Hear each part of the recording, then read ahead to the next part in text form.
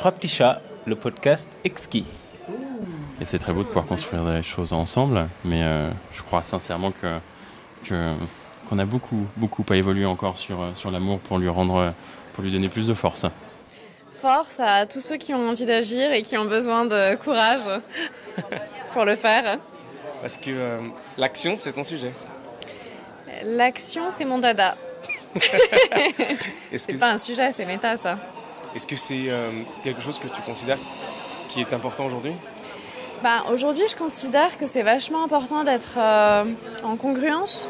C'est-à-dire qu'il y a quelque chose qui se passe auprès de la jeunesse que je trouve absolument génial, c'est qu'ils n'ont pas eu le temps de se figer dans une espèce de dissonance et qui fait que le sujet est devenu tellement flagrant, le sujet du dérèglement climatique, de la 6e extinction de masse, qu'il est tellement visible, il est tellement prégnant et tangible que heureusement qu'il y a cette nouvelle génération qui arrive et qui n'est pas figée dans son déni.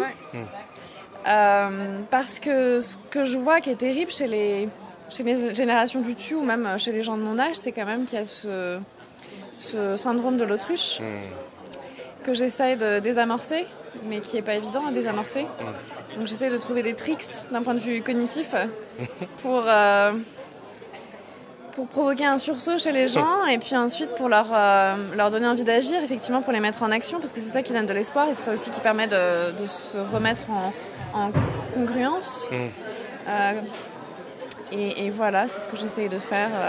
Et tu peux me partager une de ces astuces, et que pour que je puisse l'utiliser, mais aussi pour que quand tu la fasses sur moi, je la vois venir. Ouais, ok. Non, mais tu vois, dans la dernière campagne, On est prêt, donc qui parlait de dérèglement climatique. Tu vois, on a déjà voulu commencer par dire la vérité aux gens.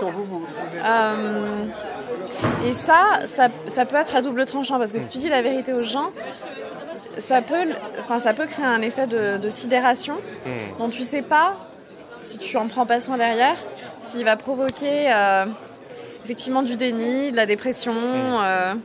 Et en fait, ce qui est super important de faire juste dans la foulée, c'est d'apporter des solutions aux gens. Alors c'est là le truc difficile, des solutions qui semblent plus puissantes que la menace elle-même. Alors ça, bon courage. Alors tu peux tricher un peu. On a essayé de nous dans un ratio 30-70, à 30%. On t'expose les faits et à 70% on t'apporte des solutions. Ouais. Et c'est vachement important de le faire dans la joie et de donner envie aux gens de le faire aussi. Donc il y a cet effet du collectif qui peut prendre la forme d'un jeu malgré le sérieux du sujet, qui peut donner envie aux gens de le faire ensemble pour rendre l'action désirable. Et d'où l'importance de la joie. Même s'il y a de la colère. Et de la surprise. Donc pour toi, c'est pas tant l'action qu'un ensemble de dispositifs menant à l'action dans lequel tu mets un peu de joie, un peu d'astuce, de la ruse. Oui, non, mais ça a l'air compliqué comme ça, mais c'est pas si compliqué. Mais tu vois, j'ai fait de l'hypnothérapie. Ouais.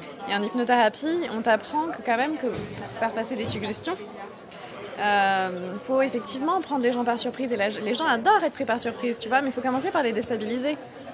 Sinon, ils continuent dans leur schéma habituel et de pensée et d'action. Or, ce qu'on veut là, c'est une disruption.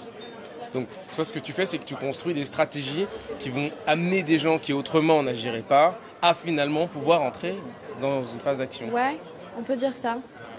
On peut dire que je construis des stratégies, mais gentiment, c'est bienveillant. Des gentilles stratégies. Des gentilles stratégies, c'est pour l'intérêt général. Et c'est pour permettre aussi à ces gens de retrouver de l'alignement. Et est-ce que le cinoche, le film, le docu, c'est l'une de ces manières d'agir ? Grave. Mais pas que le cinéma. Enfin, moi, mon moyen d'art de prédilection, c'est effectivement l'image et la vidéo. Mais après, je crois vachement au pouvoir de la culture, que ce soit par les livres, par la chanson, enfin les rappeurs ont un pouvoir phénoménal aussi, les footballeurs aussi. Donc aujourd'hui, en France en tout cas, il n'y a plus trop de pouvoir religieux et aujourd'hui ceux qui ont le pouvoir, ce sont les idoles culturelles. Donc leur discours est vachement important. Et oui, pour revenir au cinéma, quand on regarde un film, on est dans un état second, on est dans un état modifié de conscience et on est mu par plein de choses qui se passent. Et en fait, l'émotion permet de passer vachement plus de trucs que le rationnel. Donc oui, je crois au pouvoir du cinéma.